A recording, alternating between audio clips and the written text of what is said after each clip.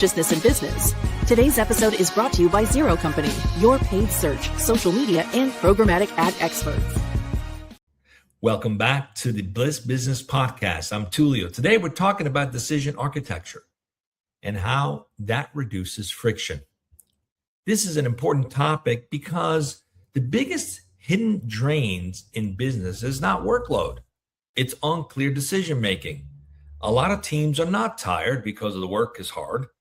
They're tired because decisions are messy. They do not know who owns the call. They do not know when input is needed. They do not know what principles should guide the trade-offs. And often they do not know when a decision is final or if it's still open. So what happens? People wait, people lobby, people re-argue their same issues, people protect themselves. Meetings multiply, momentum slows down. This is emotional friction, and emotional friction is one of the fastest ways to kill bliss. What does BLISS stand for? Build love into scalable system. Bliss grows when people can think clearly, contribute meaningfully, and move. That requires clear and clean decision architecture. This is not about making every decision fast. It's about making every decision clear. Now, this is where design thinking helps because it teaches us to define the problem, generate options, and test intelligently possible solutions. But if the decision process itself is unclear, even the best thinking gets stuck. This is why leadership has to design the decision environment, not just the strategy. In the Empath IQ framework, this is where the force field analysis and self-management become practical. Force field analysis helps teams see what is driving and what is blocking a decision. It helps uncover the hindering forces. Self-management clarifies agency and ownership so decisions don't pile up at the top.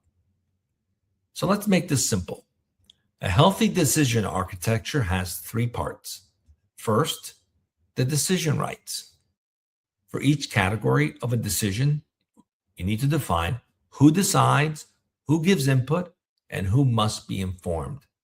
That alone eliminates a huge amount of confusion.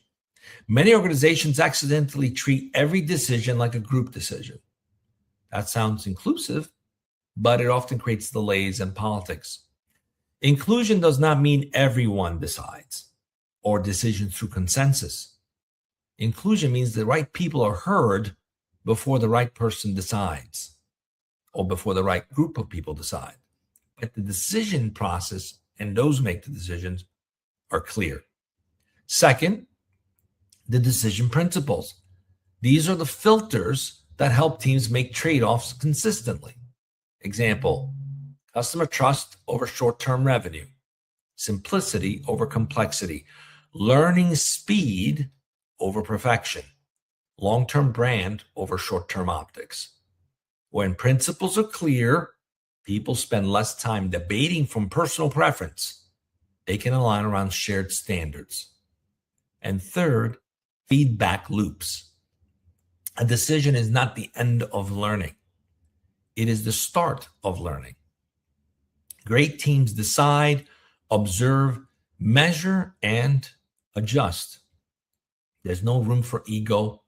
There's no room to shame anyone. Just signal and adaptation. This is where bliss becomes powerful. Bliss is not about avoiding mistakes. Bliss is about making it safe to learn from them quickly. Now let's connect this to business impact. When decision architecture is weak, the cost shows up everywhere. Projects stall. Teams duplicate work. Customers wait longer. Leaders get overloaded. Talent disengages because ownership is fuzzy. When decision architecture is strong, execution speeds up. Leadership bandwidth increases.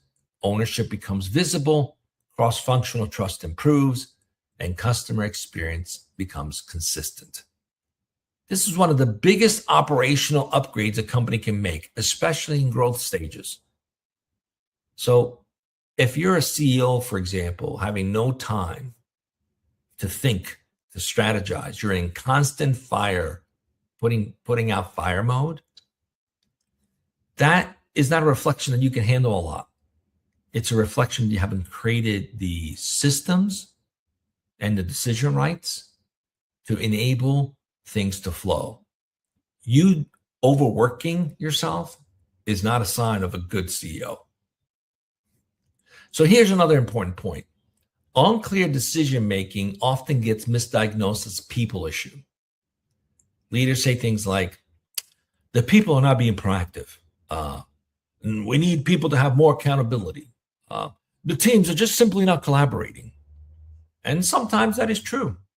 But often the real issue is this. The system did not tell people how decisions work. That is a design problem, not a character problem. Bliss grows when the organization stops blaming people for structural ambiguity and start designing cleaner paths of ownership. So here's a tangible move for this week. Pick one area where decisions keep getting stuck. You know that area. It just came up in your mind as I said it. It could be pricing. It could be hiring. It could be product changes, campaign approval, or even client escalations. Pick one and create a one-page decision map. And here's what you want to have on this decision map. What kind of decision is this? Answer that question. Who decides? Who gives input?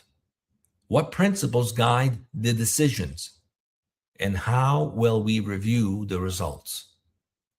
Once you've defined these key issues and you have a clear, defined answer for each one of these questions, now you have an operating rhythm you can work with, a decision architecture you can work with. Then test that model for 30 days. Just give it 30 days. That one move will immediately reduce confusion and stress. I guarantee it. Bliss is what people feel when clarity and agency are designed into the way the business works. Decision architecture is a major part of that design. Thank you for listening to the Bliss Business Podcast.